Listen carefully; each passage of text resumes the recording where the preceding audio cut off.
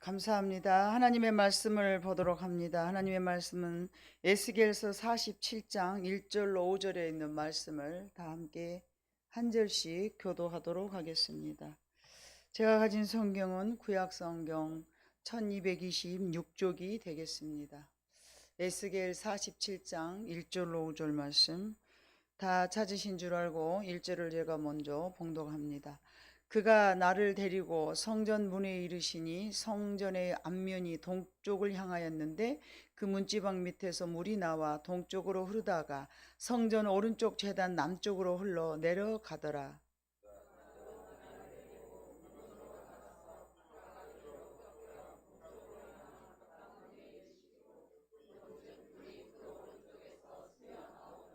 그 사람이 손에 줄을 잡고 동쪽으로 나아가며 천척을 측량하는 후에 내게 그물을 건너게 하시니 물이 발목에 오르더니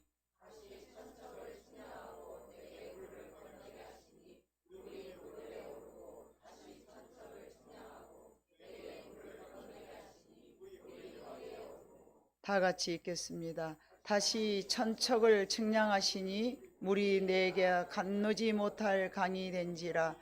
그 물이 가득하여 헤엄칠 만한 물이요 사람이 능히 건너지 못할 강이더라. 아멘. 예수님은 하나님의 나라를 어떤 식물의 씨와 같이 식물의 성장으로 비유를 하셨는데, 마가복음 4장 26절과 28절에 봐보면요, 또 이르시되 하나님의 나라는 사람이 씨를 땅에 뿌림과 같으니 그가 밤낮 자고 깨고 하는 중에 씨가 나서 자라되 어떻게 그리 되는지를 알지 못하느니라. 땅이 스스로 열매를 맺되 처음에는 싹이요 다음에는 이삭이요 그 다음에는 이삭의 충실한 곡식이라. 이렇게 예수님께서 하나님의 나라가 씨앗으로 우리의 심령밭에서 어떻게 성장하는가에 대한 것을 언급을 하셨습니다. 이와 같이 식물은 씨에서 싹이 나고, 먼저는 싹에서 또 이삭이 나오고, 마지막에는 저렇게 충실한 곡식으로 성장한다는 말씀을 하셨는데, 우리가 이 가운데서 한 번 더 생각해 봐야 할 것은 씨가 자라는 과정을 농부가 잘 알 수 없는 것이 하나님의 신비로운 영역이라는 것입니다. 누가 어떻게 자라는가를 아는 사람이 없어요. 그냥 하나님이 자라게 하신다 이렇게만 알 수 있지만, 이것이 바로 하나님의 권역이고 영역이어서 우리 인간이 알 수도 없고 침투할 방법도 없습니다. 자, 우리들의 신앙은 이처럼 식물처럼 성장한다는 단계가 있다는 것처럼, 단계라는 것을 오늘 에스겔 선지자가 잘 표현해 놓았는데, 이러한 우리가 알지 못하는 하나님의 신비한 영역을 우리는 어떻게 에스겔 선지자가 이야기한 것처럼 나는 지금 어디에 머물러 있는가, 이것을 알아보도록 하겠습니다. 본문의 47장 에스겔의 환상은 사실은 40장에서부터 쭉 이어지는 내용인데, 시대적으로는 이스라엘이 망하고 있었고, 또는 바벨론의 포로로 끌려간 때였고, 또 젊은이들과 백성들이 참 그렇게 고통스럽게 참 고통을 호소하고 있었던 때예요. 사로잡혀 간 지 25년 지났으며 예루살렘의 성전이 무너진 지 14년이 되었던 때입니다. 그때 선지자 에스겔에게 하나님께서 나타나 주셨는데, 에스겔을 어느 날 산 위로 슝 데리고 올라가는 그런 환상을 보이시더니 산 위에다 내려놓고 남쪽으로 향한 성읍과 같은 형상을 보여주면서 놋같이 빛난 사람이 등장하여서 에스겔에게 분명한 말씀을 해주시는 모습이 바로 오늘 본문의 내용입니다. 그 내용은 우리가 본문 삼은 성정, 즉 측량하는 환상이 열리기 시작하였는데, 주님께서 이 환상을 보여주면서 우리가 본문 삼았던 그 6절은 읽지 않았으나 6절에 봐보면 그가 내게 이르시되 인자야 네가 이것을 보았느냐 하시고 나를 인도하여 강가로 돌아가게 하시기로. 이 인자야 네가 보았느냐 이렇게 물어보시는 거예요. 에스겔은 무엇을 보았을까요? 성전에서 흘러나온 물이 흘러 내려가더니 점점 많아지는 것을 보게 된 거예요. 이게 환상이기 때문에 정확한 것은 아니지만 그래도 전혀 뚜렷합니다. 또 자, 우리가 본문 삼았던 1절 2절에 봐보니까 그가 나를 데리고 성전 문에 이르시니 성전의 앞면이 동쪽을 향하였는데 그 문지방 밑에서 물이 나와 동쪽으로 흐르다가 성전 오른쪽 제단 남쪽으로 흘러내리더라. 그가 또 나를 데리고 북문으로 나아가 바깥길로 꺾여 동쪽을 향한 바깥문에 이르시기를 본즉 물이 그 오른쪽에서 스며 나오더라. 이렇게 성전에서 물이 흘러내려오는 것을 보여주었습니다. 자, 성전에서 물이 흘러내린다는 것은 물은 물론 이제 여러 방면으로 이렇게 해석이 될 수 있습니다만은 에스겔서에서 물이라는 것은 성령을 말씀하신 내용인 줄로 믿습니다. 자, 이것은 이제 1절과 2절을 봐보니까 북문으로 나가서 동쪽으로 향한 바깥문에 이르고 그 물이 본즉 오른쪽에서 점점 스며들더니 그 물이 점점 이제 흘러 내려가는 것을 보았습니다. 그래서 흘러 내려가는 것을 봐보니까 아이고 3절에 봐보니 그 사람이 손에 줄을 잡고 동쪽으로 나아가며 천척을 측량한 후에 내게 그 물을 건네게 하시니 물이 발목에 오르더니 사람이 누군가가 그 물을 재어봤어요. 그랬더니 그 물이 에스겔의 어디까지 흘렀어요? 발목에까지. 자, 이 발목에, 자, 우리는 사람들이 남녀지간에 서로 사귀는 사이가 있다면 뭔가 간섭을 받을 때 뭐라고 말합니까? 저것이 발목 잡혔어. 이렇게 말하잖아요. 근데 우리가 발목을 딱 이렇게 이르르는 어떤 그런 신앙이다면 누구한테 우리가 발목이 잡혔을까요? 하나님 앞에 여러분이 발목이 잡힌 줄로 믿습니다. 하나님 앞에 발목을 잡혔어요. 예, 증말하면은 하나님 앞에 발목을 잡혔다는 얘기는요, 내가 내 마음대로 내 인생을 살 수 없다는 거예요. 그죠? 여자친구가 남자친구를 발목을 딱 잡아가지고 그 순간부터 뭐라고 말합니까? 너 지금 어디여? 응? 어디라고? 여기라고. 알았어. 몇 시까지 와? 나한테 연락해.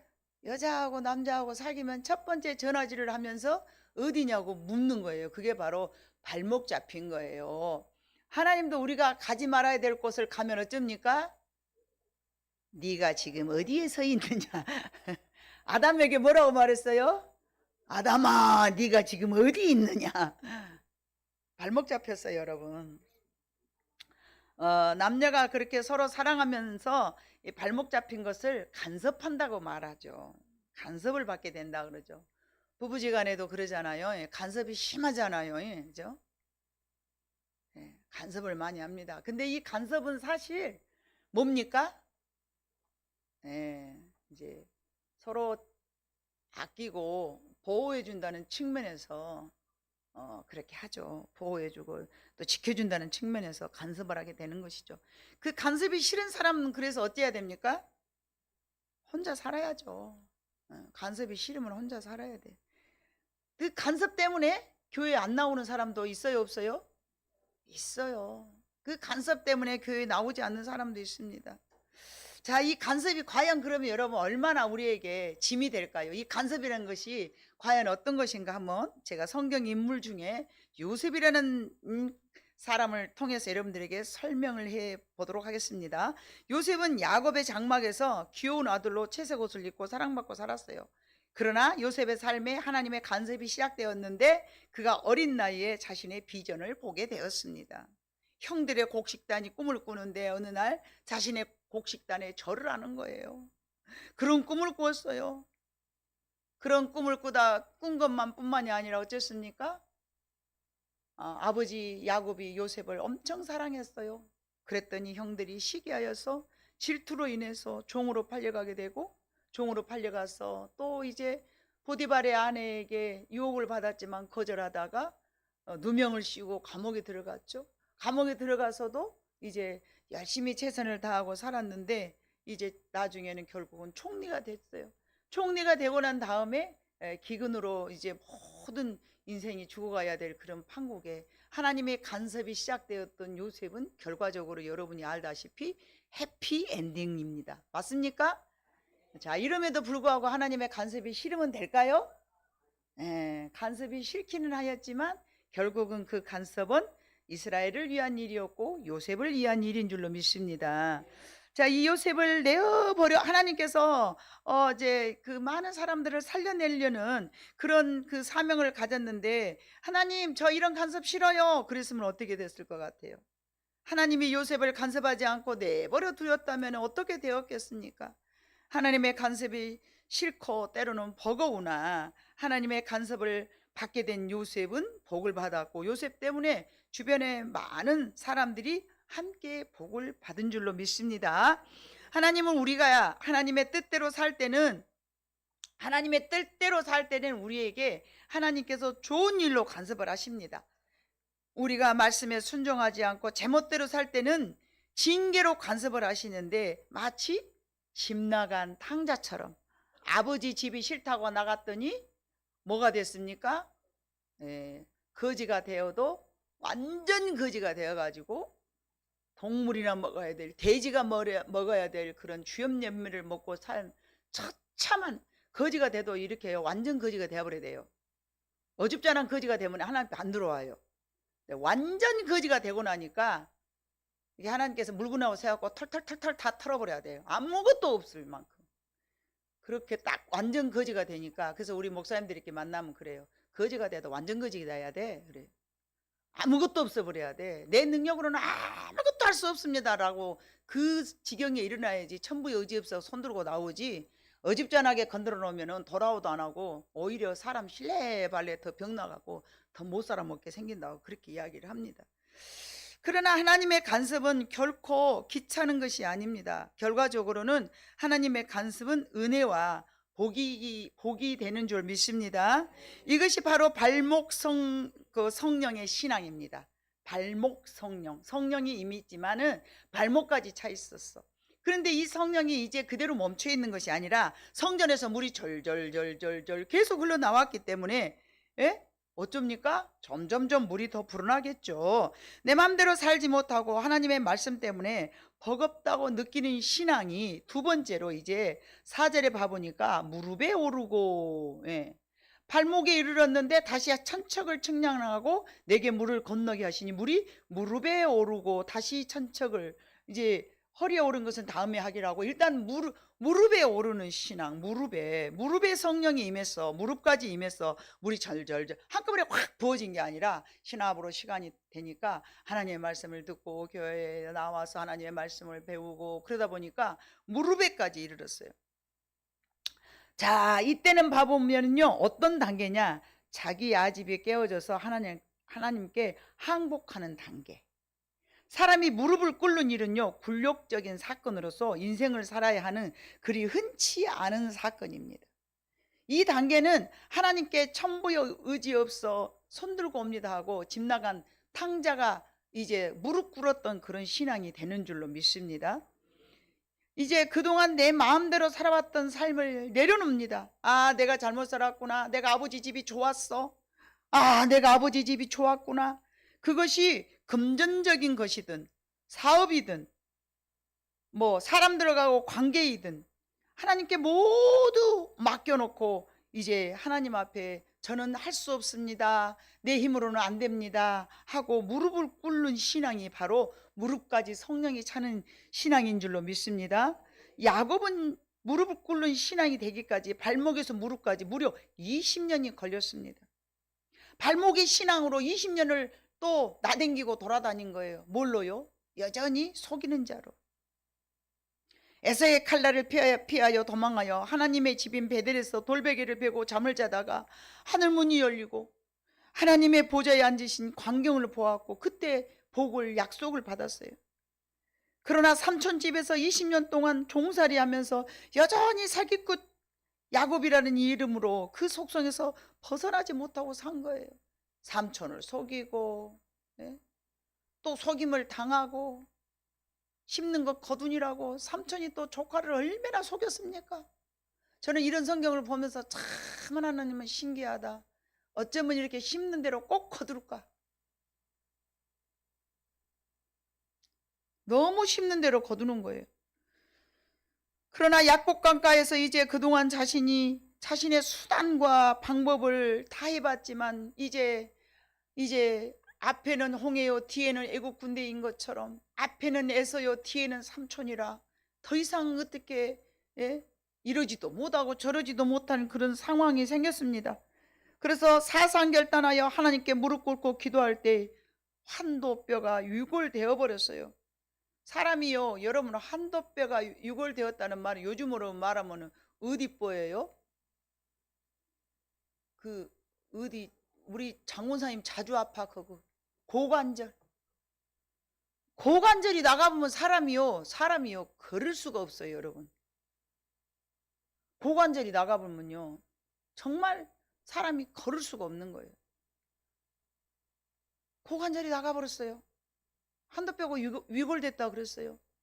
이거는 뭐예요? 영적으로 내 힘으로는 아무것도 못합니다. 하나님이 저를 도와주시지 않으시면 저는 아무것도 할 수 없습니다. 이것이 바로 여러분 무릎까지 성령이 임한 삶인 줄로 믿습니다. 그부터는 이제 환도뼈가 나간 이후부터는 자기 자신의 모든 생각이나 모든 자기가 살았던 방법을 다 내려놓고 이제는 하나님의 말씀에만 순종하고 살았던 야곱의 인생을 여러분이 성경에서 너무나 많이 봐왔습니다. 나이도 먹었죠. 이제는 내 마음대로 할 수 있는 게 아무것도 없구나. 어른들이 그래요. 속 없는 남자들이 70살이나 되고 나면 그때부터 철들어가지고 이제는 말을 잘 듣는다고. 그것이 진짜인지 어쩐지 모르겠지만 아무튼 그런 말이 나돌아다녀요. 왜 그럴까요? 내가 누군데가 빠져나가는 시간이 그 시간이 아닌가 싶어요. 내가 누군데 나라는 존재가 누군데 말이지. 감히 말이지. 이 야곱에게도 그런 시절이 있었는데 아무튼 환도뼈가 위골이 되었습니다. 또 한 사람 모세가 있습니다. 모세는 이 무릎의 신앙에 이르기까지 무려 40년이 걸렸습니다. 발목에 성령 충만함이 무릎에 성령 충만함이 이르기까지 80세에 애굽을 도망쳐 나와 하나님께 부름받기까지 80세에 이르러 40년 동안 광야에서 외로운 양치기 목동으로 인생을 포기하고 도망자로 살았습니다.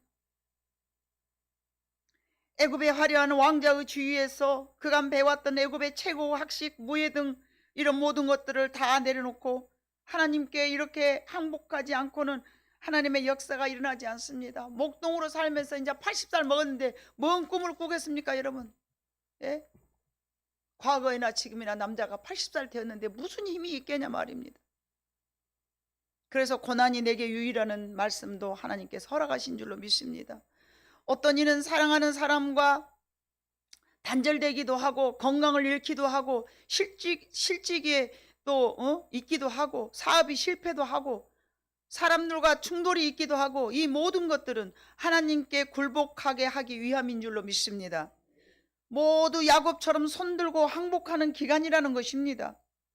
이것이 없으면 여러분 영적 성장이 더 이상 없습니다. 왜요? 인간은 그만큼 악하기 때문에 그렇습니다. 내가 사람을 패 죽이는 것도 아니고 도둑질한 것도 아니고 내가 사람을 속여먹는 것도 아니고 내가 나무 여인 데려다가 내 각시 삼는 일도 아닌데 내가 어디가 어때서 악하냐 이렇게 생각할 수가 있습니다.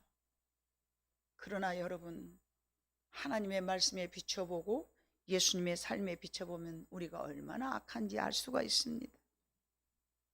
이제 4절 후반절 봐보니까 허리에 물이 오르고 이거는요 전적으로 하나님의 중심이 되어서 오직 하나님만 의지하며 사는 단계인데요. 허리의 신앙 단계는요 인간의 육체적 중심인 허리를 성령님이 붙잡고 움직이는 단계라고 말할 수 있습니다. 나는 없고 오직 하나님의 중심된 신앙, 바울의 고백이요 나는 매일 십자가 앞에서 죽노라 라고 바울이 그런 신앙을 살았던 것을 우리는 성경에서 역력히 볼 수가 있습니다.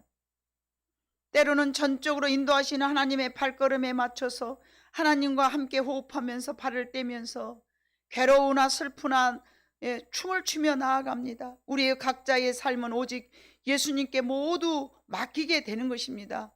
이렇게 고백합니다. 주님 말씀하소서, 제가 따르겠습니다. 다니엘이 그런 삶을 살았을 때에 어쨌습니까? 사저굴 속에 들어갈지라도 주님이 원하시는 길이라면 제가 순종하고 나아가겠나이다. 바울도 물론 그런 삶을 살았죠. 얼마나 그런 삶을 살았습니까? 옥에 갇히고 40에서 하나 감한 매를 맞을 때에도 오직 붙드시는 하나님의 성령에 의하여서 살아간 줄로 믿습니다. 이 신앙이 바로 허리에 성령이 임한, 허리까지 성령이 임한 충만한 삶을 살아가게 되는 줄로 믿습니다. 하나님은 우리에게 말씀하셨습니다. 너희가 성령을 받으라. 모든 성령이 우리에게 임하였기 때문에 주는 그리스도시요 살아계신 하나님의 아들이시다라고 고백할 수 있습니다. 베드로가 그렇게 예수님 앞에서 주는 하나님의 아들이시요 살아계신 하나님의 아들이시요 이렇게 고백을 했지만 그 이후로도 예수님을 모른다고 부인했지 않습니까? 우리가 그렇게 고백한다고 해서 신앙이 다 되는 건 아닙니다. 결코 우리가 그 신앙을 알고 깨달은다고 해서 우리의 신앙이 결코 다 성장한 신앙이라고 말할 수 없습니다. 그러나 그가 성령 안에서 다시 거듭나죠. 베드로가 성령이 임하기 전에는 예수님을 모른다라고 죽어도 떠나지 않겠다라고 고백했지만 나도 예수님과 함께 있었던 제자냐고 누군가가 물었을 때 아니다라고 칠색팔색 하면서 거짓말하지 않습니까? 그러나 사도행전 2장에 그가 성령이 임했습니다. 120명이 앉아서 마가의 다락방에 앉아서 성령이 임했습니다. 그러고 나니까 베드로가 완전히 달라지기 시작하는데 이제 허리에까지 찬 신앙이 되어가지고 살아도 주를 위하여서 죽어도 주를 위하여서 살아가면서 하나님 앞에 영광을 돌리는 삶으로 그가 마지막을 살아가게 되는 줄로 믿습니다. 이것이 바로 허리에 이르는 신앙입니다. 허리에 이르는 신앙을 살았던 많은 사람들을 여러분들이 상상해 보시기를 바랍니다. 네 번째로는 이제 5절에 봐보니까 다시 천척을 측량하니 물이 내가 건너지 못할 강이 된지라 그 물이 가득하여 헤엄칠 만한 물이요 사람이 능히 건너지 못할 강이더라. 이거는 그야말로 성령이 충만한 사람인 줄로 믿습니다. 스데반 집사는 돌에 맞아 죽음을 당하면서도 기쁨으로 죽음을 감당한 것으로 봤을 때에 바로 이와 같이 저들에게 저들의 죄를 돌리지 마시옵소서 이렇게 고백했던 신앙은 성령의 충만한 사람의 생명이 넘치는 그런 능력 안에 4단계의 삶이 산 줄로 믿습니다. 혼탁한 세상의 영향을 절대 받지 않습니다. 세상이 아무리 혼탁해져도 거기서 구별되게 살아가는 신앙인입니다. 창이란 생명수 강에서 헤엄치며 살아가는 사람입니다. 오직 말씀에 의하여 살아가는 삶입니다.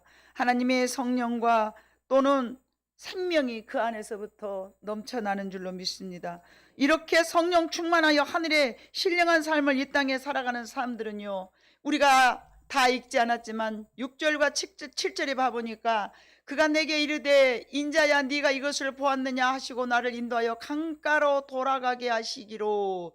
7절을 봐보니까 내가 돌아가니 강 좌우편에 나무가 심이 많더라. 내가 돌아가니 강 좌우편에 나무가 심이 많더라. 뭐가 있습니까? 씨앗으로 봤을 때에 나무라고 하나님께서 우리가 본문 처음에 서두에 말씀드린 것 같이 많은 나무가 있었다는 것은요, 이제 소생하는 그런 사람들이 많아졌다는 얘기입니다. 이렇게 성령 충만한 사람들 옆에는요, 죽어가는 사람들이 살아나는 놀라운 역사가 있을 줄로 믿습니다. 9절에 봐보니까요, 또 무슨 일이 있었습니까? 이 강물이 이르는 곳마다 번성하는 모든 생물이 살고 또 고기가 심이 많으리니 이 물이 흘러 들어가므로 바닷물이 되살아나겠고 이 강이 이르는 각처에는 모든 것이 살 것이며. 바다는 세상입니다. 이 강이 들어가는 물이 흘러가는 곳에는요, 이제 세상이 회복된다는 것입니다. 빛의 역사가 일어나고 소금의 역사가 일어난다는 것입니다. 각종의 고기가 심히 많으려니와 그뿐만이 아닙니다. 12절 봐보니까 약 재료가 될 것이며. 자, 같이 읽어봅니다. 시작.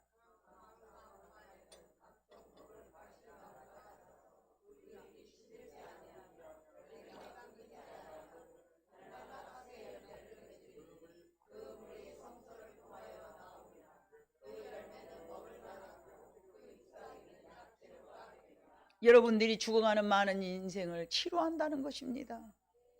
살려낸다는 것입니다. 여러분을 통해서 하나님께서 일한다는 것입니다.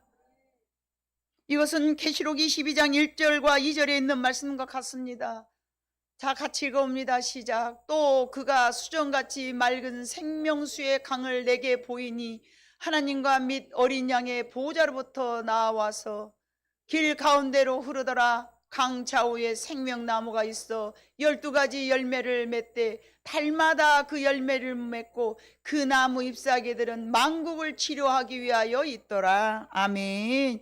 여러분이 지금 성령에 충만하다고 생각한다면 여러분이 만나는 사람마다 다 살아나는 회복되는 역사가 있어야 됩니다.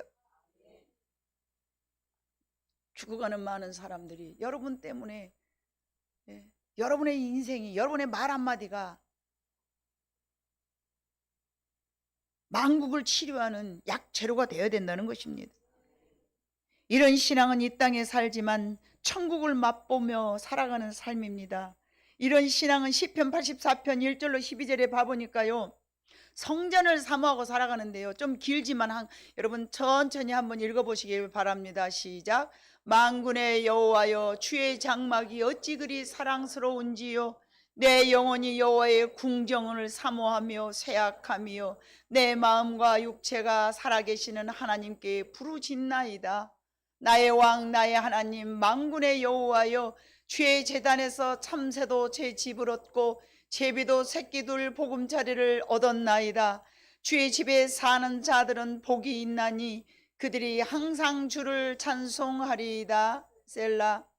주께 힘을 얻고 그 마음에 시온의 대로가 있는 자는 복이 있나이다.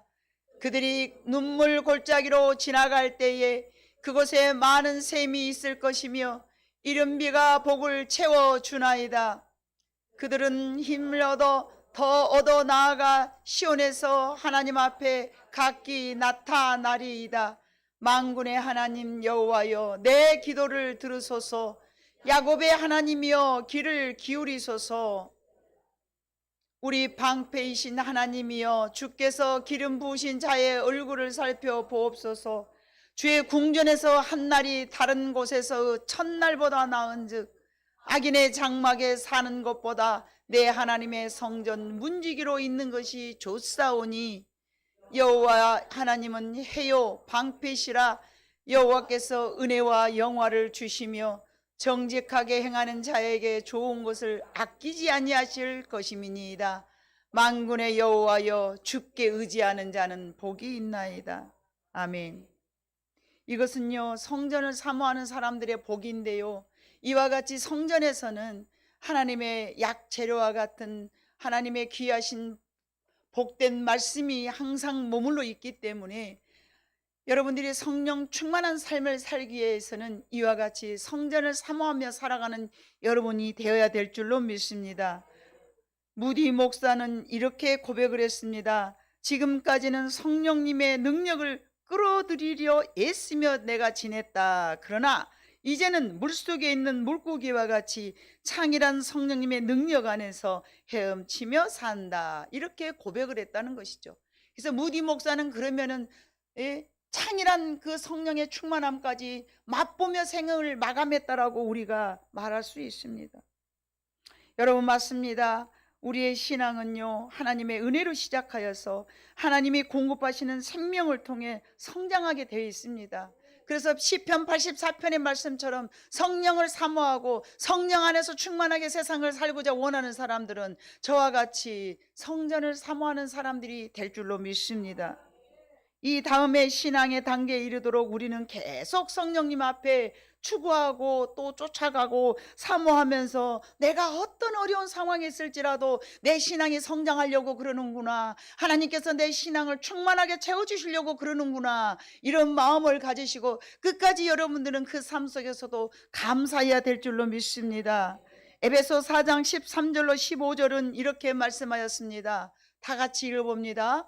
우리가 다 하나님의 아들을 믿는 것과 아는 일에 하나가 되어 온전한 사람을 이루어 그리스도의 장성한 분량이 충만한 데까지 이르리니, 이는 우리가 이제부터 어린 아이가 되지 아니하여 사람의 속임수와 간사한 유혹에 빠져 온갖 교훈의 풍조에 밀려 요동하지 않게 하려 함이라.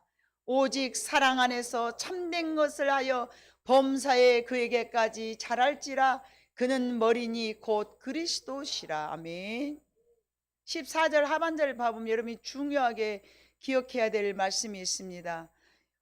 이제 어린아이의 신앙이 되지 않으려면 사람의 속임수와 간사한 유혹에 빠져 온갖 교훈의 풍조에 밀려, 사람을 바르게 인도해 준다라는 교훈이 때로는 우리의 영혼을 자라는데 방해거리가 된다는 것을 기억해야 됩니다. 마지막 15절에 봐보면은요, 뭐가 나옵니까? 오직 사랑 안에서 참된 것을 하여.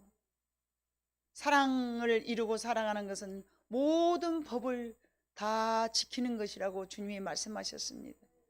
여러분, 우리는 그리스도의 분량에까지 이른다는 것은요, 예수님 자기 원수까지 사랑하셨잖아요. 우리의 신앙 안에서 모든 사람을 사랑하고 살아가는 것, 그것이 그리스도의 분량에 자라는 신앙인 줄로 믿습니다.